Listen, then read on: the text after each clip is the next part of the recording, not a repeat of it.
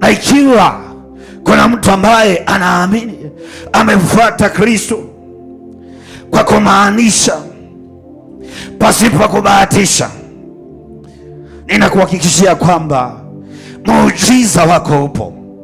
Haleluya.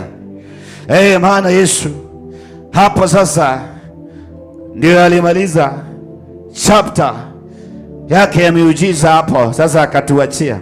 Bwana Yesu asifiwe. Wakati alishuka huko na akamalizana na kuzimu, akachukua funguo za mamlaka. Bwana Yesu asifiwe.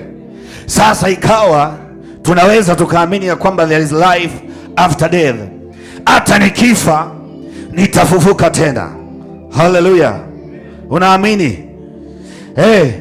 Tukifa tutafufuka tena, na sio kufa tu, kwa sababu watu, nimekwambia, watu ni wajanja, wanaweza wakakuua hata unatembea tu umevaa dress yako, lakini kuna kitu ambacho wameshafanya katika maisha yako. Bwana Yesu asifiwe. Yule ina maana, yule mtu wa ndani, the spirit man, ameshafanyia mambo yao. Haleluya.